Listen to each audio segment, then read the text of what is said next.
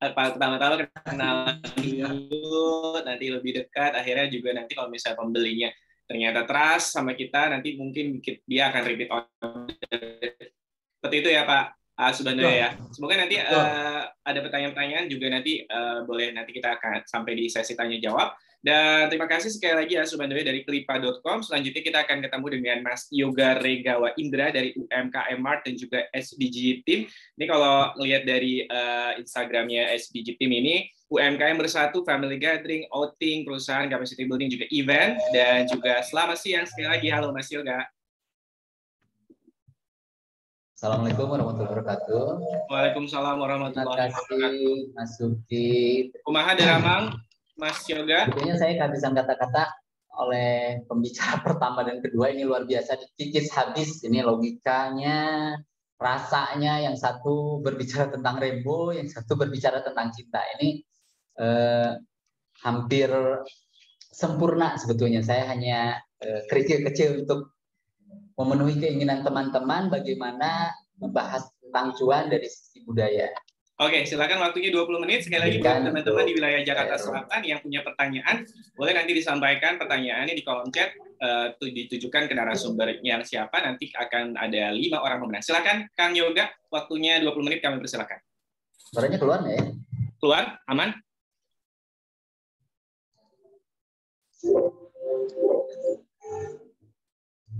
Ya, silakan ya. Oke, banyak jalan cari cuan walaupun lagi isoman. Era budaya kolaborasi.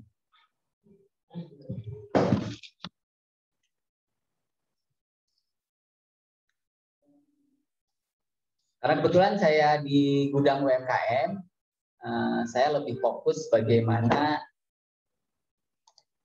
mindset UMKM ini harus akrobat, bukan lagi bergeser. Mungkin ada beberapa rekan yang bilang bahwa pada situasi seperti ini, mindset kita, cara pandang, cara berbisnis itu harus berubah, tapi pada dasarnya bukan hanya berubah, mungkin berbalik atau akrobat ya. Kurang lebih, bagaimana membuat toko offline berani ambil resiko, tapi sewa hosting dan domain serta biaya iklan ininya zero resiko. Ini masih lebih dari 80% atau 90% para UMKM ini mindsetnya masih seperti itu. Jadi jualan online itu dianggapnya adalah sesuatu yang pasti laku, sesuatu yang pasti maju, tapi untuk mengeluarkan sedikit tenaga, biaya atau usaha memang effortnya tidak sekeras mereka di offline ya. Mungkin kalau sebar brosur, spanduk, pasang baliho, branding offline, mereka mau mengeluarkan cuan. Tapi branding sekaligus trading di online pasti berpikir sekian kali ya. Kalau sewa tempat, misalnya sewa toko bisa 50 juta, 100 juta untuk pasang iklan 3 juta sampai 5 juta saja. Kecil kemungkinan orang yang secara kapital atau UMKM yang secara kapital sebetulnya mampu, mereka tidak punya mental atau tidak punya keberanian atau nyali untuk melakukan hal itu. Padahal pada kondisi seperti saat ini UMKM sudah harus berbalik ya, sudah harus akrobat lagi. Cara pandang strategi bisnis bukan lagi bergeser tapi harus berpikir balik jika UMKM masih cari cuan di zaman ini. Inovasi positif dan langsung eksekusi dengan syarat kolaborasi. Gabungkan yang punya ide, didukung pemodal. Langsung action, jangan bergulat di diskusi panjang, beradu retorika dan logika. Oke.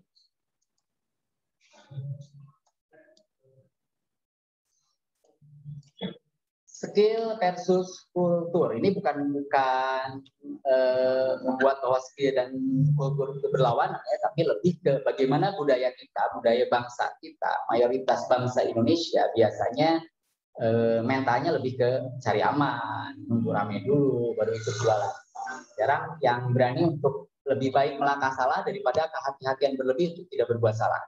Padahal dalam berbisnis ini mencoba hal baru, apalagi pada kondisi saat ini, kondisi yang perubahannya sangat ekstrim, ya perubahannya bisa hari ini dengan besok itu harus ada strategi yang berbeda, bukan dalam wacana tidak konsisten, tapi ada sesuatu yang berbeda karena kondisinya juga berbeda. Nah, ini dibutuhkan bukan hanya kejelian analisa, tapi mungkin mental berani untuk membuat hal baru, mencoba hal baru, kurang lebih seperti itu.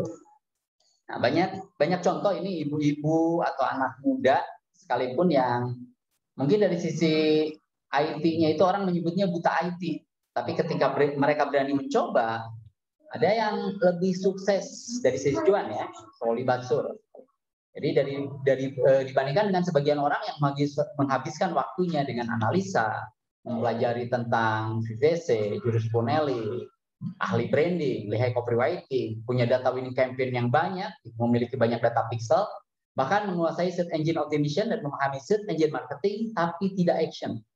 Jadi intinya adalah action, bukan seberapa dalam, seberapa luas ilmu yang kita miliki, tapi pada saat ini bukan lagi kita berdebat di sisi analisa, tapi bagaimana kita melakukan, karena banyak orang yang secara IT-nya masih pas-pasan atau sangat terbatas, tapi ketika budaya mereka mencoba jauh lebih dulu dibanding kita, hasilnya juga walaupun pelan-pelan biasanya lebih growing atau lebih terlihat nyata.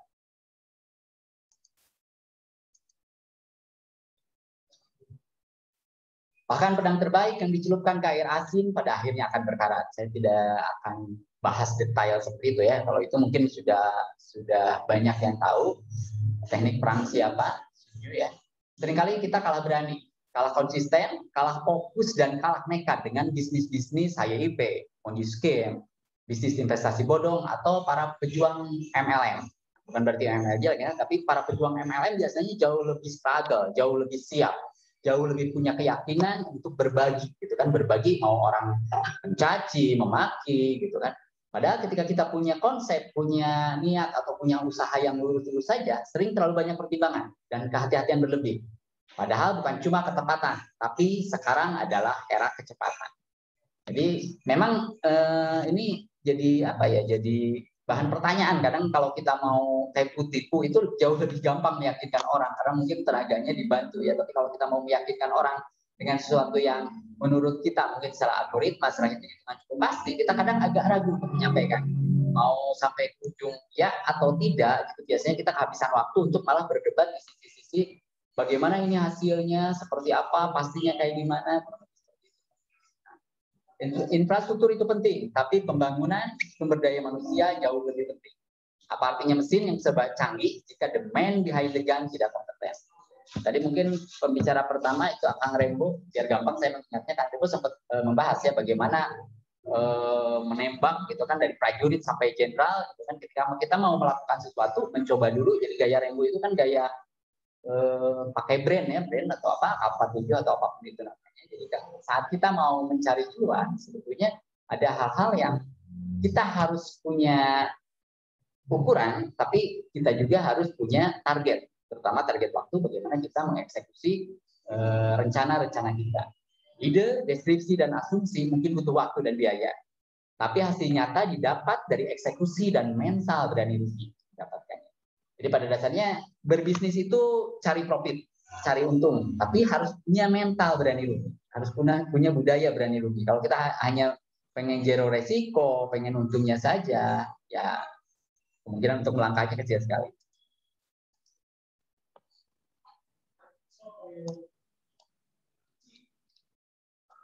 Ini kalau berhubungan dengan cuan, saya akan bahas flashback lagi ke belakang, real business online. Ada real business online berapa tahun yang lalu, mungkin 10 tahun lalu, 10 tahun atau 11 tahun yang lalu, orang-orang yang bermain di dunia digital marketing mungkin kenal dengan Legit, Citika, Google AdSense, Advertiser, Trion, ya, dan lain sebagainya ya. Ada affiliate Amazon, ada Squiddo, ada CPA. Tapi pada saat itu memang hubungan antar personal kebanyakan banyak orang yang bukan bertapa ya, jadi dia bekerja sendiri di depan komputernya bisa menghasilkan ribuan dolar atau bahkan puluhan ribu dolar, itu masih mungkin zaman itu. Di saat itu masih mungkin orang-orang yang cerdas, orang-orang yang pintar, orang-orang yang agak jenius atau ahli di bidangnya bisa melakukan sendiri untuk menghasilkan cuan. Tapi untuk saat ini menurut saya selihai apapun Anda agak berat pada kondisi saat ini karena kondisinya sudah berubah. Sekarang bukan lagi seperti tahun 2010, 2011 atau sebelumnya.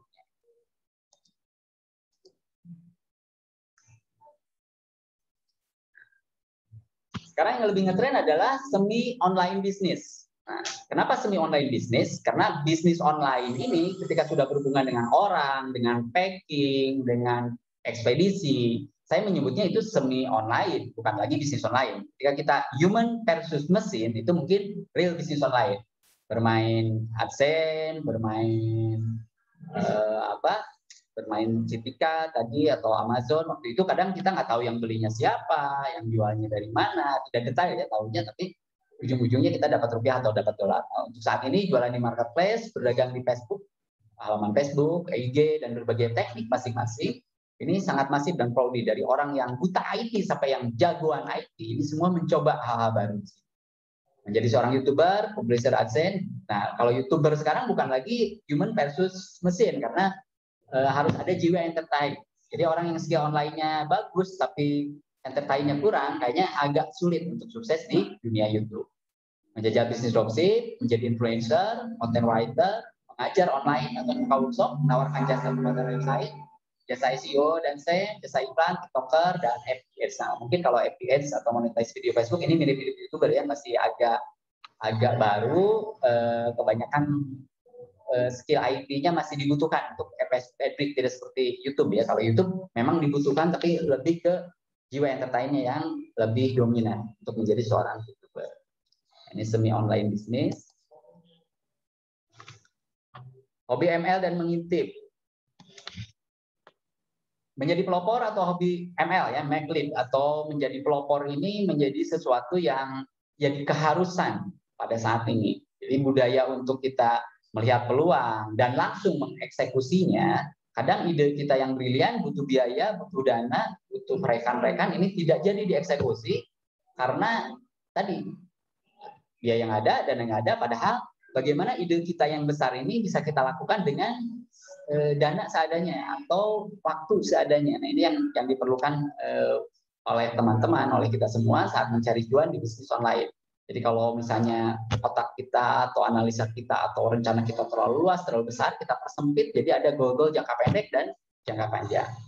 Kalau bingung cari ide, kita bisa melihat bagaimana potensi diri kita, baru diri kita, untuk mengembangkan diri kita di online ini bisa ahli masak, jago foto, acting, dan lain sebagainya. Ini bisa dikonversi menjadi rupiah. Banyak pelatihan-pelatihan atau kita searching di Google saja banyak sekali hal-hal yang membahas tentang ini. Pembicara pertama tadi sempat berkata tentang sukses story. Jadi versus fail story. Sukses story, kalau kita mendengar ada trial and error, memang itu adalah sesuatu yang tidak bisa kita hindari. Jadi nggak ada kata trial and sukses. Jadi trial and error. Kita coba gagal lagi, coba gagal lagi. Jadi habiskan jatah gagal Anda. Sebagai bayangan, ketika kita sering ditolak wanita, sering mengungkapkan cinta pada wanita, sebetulnya kita akan terlatih untuk memahami ini cinta. Ini bahasan pembicara nomor 2 ya, Bapak A. Subandoyo. Saya mencuri gaya sedikit bagaimana ketika kita menyatakan cinta kepada perempuan, sebetulnya kalau keseringan kita udah tahu ini lampu merah mau menuju hijau atau menuju kuning. Lampu kuning mau menuju hijau atau menuju merah. Nah, ketika kita tahu hal tersebut, kemungkinan untuk ditolak itu kecil. Karena ketika lampu kuningnya menuju merah, biasanya kita tidak jadi ungkapkan rasa cinta. Kurang lebih seperti itu. Ini butuh latihan, tapi juga butuh eksekusi. Kalau hanya sekedar latihan, hanya sekedar teori, kita tidak bisa membaca situasi dengan detail, dengan lebih mendalam. Begitupun di bisnis, feeling akan terasa apakah ini road to sukses atau sebaliknya. Kalau kita sudah mengalami berbagai kegagalan dan kesakitan, kurang lebih memang seperti itu. Kalau kita hanya mengalami kehidupan yang lurus-lurus saja, kehidupan yang lempeng-lempeng saja, biasanya analisa kita, pikiran kita, feeling kita kurang terasa. Untuk selanjutnya, jangan over smart brain. Nah, ini over smart brain maksudnya, ada pertanyaan maksudnya, kenapa jangan over smart brain? Kenapa kita jangan terlalu cerdas? Karena mayoritas memang tidak semua orang cerdas menjadi kaya. Bukan berarti target kita kaya, karena bahasan kita saat ini adalah bahasan cuan. Ketika kita selalu memposisikan diri atau memang sebagai seorang yang cukup cerdas, inovatif, dan kreatif, biasanya ada poin-poin yang memang cukup menyakitkan. Ini orang cerdas, kamu ini cerdas kok, kamu ini keren kok, harusnya jadi miliarder, kok hidup begini-begini aja. Nah, karena orang cerdas ini biasanya tidak begitu tertarik dengan uang. Jadi mereka lebih tertarik dengan challenge, dengan sesuatu yang menjadi tantangan untuk dia misalnya melakukan sesuatu, penemuan baru atau sesuatu yang baru yang bermanfaat buat lingkungannya, buat teman-temannya, buat rekannya. Ini yang biasa terjadi pada orang-orang yang cerdas, tidak begitu berambisi menciptakan kekayaan, kurang terampil ya, hampir sama ya, kurang terampil mengumpulkan kekayaan dan mudah dimanipulasi. Karena kalau di film-film kan kita sering lihat misalnya orang yang di laboratorium atau di mana ahli hacking, trading dan lain-lain, biasanya dia biasanya dia jadi hanya sebagai analisa di awal, menemukan sesuatu yang baru, tapi uangnya yang ngambilnya bukan dia. Biasanya yang ngambilnya bosnya yang memang punya misalnya punya keberanian lebih atau punya kapital yang lebih. Nah, kenapa kita bukan tidak boleh terlalu cerdas? Kenapa kita harus menahan kecerdasan kita sampai batas waktu tertentu? Karena tadi dalam bahasan Pak A itu cinta yang sesungguhnya atau cinta yang paling liquid, Pak Subadrio pernah bilang tadi, cuan itu tanda cinta, bukti paling nyata dan terasa. Jadi kalau logika tanpa logistik, orang bisa anarkis. Kalau kita cerdas tapi kapitalnya kurang juga, jalannya akan lemah. Ini kolaborasi antara konseptor ulung versus praktisi handal. Ilmi ila kolila, tidaklah kamu diberi pengetahuan, melainkan cuma sedikit. Orang yang biasanya berpikir strategis, inovatif, dan kreatif, lemah di teknis, eksekusi, dan manajemen. Itu pun sebaliknya, hard skill-nya kuat, biasanya soft skill-nya agak kurang. Jadi biasanya orang-orang yang kreatif itu dia memikirkan sesuatu yang kreatif, sesuatu yang inovatif, sesuatu yang baru. Nah, yang eksekusinya harus ada orang-orang di sampingnya, orang-orang yang tepat di sampingnya, pakai kata tepat ya, orang-orang yang tepat yang di sampingnya, yang bisa mengeksekusinya. Misalnya kita punya ide kreatif atau ide baru, harus ada orang-orang seperti Akang Rembo ini yang bisa mengeksekusi dengan gaya Rembo-nya untuk menjual kita. Orang ini sebetulnya menjual nih, karena tidak ada satupun orang yang bisa menjual dirinya sendiri. Ketika dia keren, ketika dia lucu, ketika dia misalnya selucu apapun Sule, dia butuh toser, butuh operan untuk mengeluarkan kelucuannya, untuk smash-nya, gitu, biar lucunya kena, biar jadinya kena. Nah, orang-orang seperti itu saat ini, orang-orang cerdas tadi, sekarang harus mulai turunkan ego-nya, mulai bersosialisasi, mulai berkolaborasi, karena tidak ada satupun orang sekarang yang bisa sukses hanya dengan sendirian. Nah, ini kurang lebih kita sebagai, supaya tidak terlalu ngantuk, ini bisa detail ya. Ini kita di UMKM ini bikin tambah ban online, layanan extra hotnya, tambah lampu kempes, tambah otak bocor, tambah waktu terbuang. Ini bukti videonya ya, bukan hanya foto. Takutnya, wah ini hanya foto nih, realnya nggak ada. Ini kita memang buka tambah ban online, tambah bannya ada, terus segala fasilitasnya juga. Untuk tambah otak bocor, tambah lampu kempes, yang tidak ada itu hanya tambah kantong kempes, yang lainnya ada. Oke. Dilanjut lagi.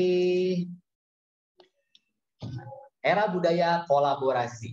Tadi diulang-ulang sama pembicara kedua, bagaimana kolaborasi itu penting, bagaimana Pak Subandrio menyampaikan berulang-ulang tentang komunikasi baru commerce. Jadi tidak jualan langsung, tidak berdagang langsung, karena orang ketemu langsung minta jadian, langsung minta kawin kan tidak mungkin. Jadi kita sharing dulu, kita berbagi dulu, kita kenalan dulu, baru kita eksekusi ke penjualan untuk mendapatkan cuan.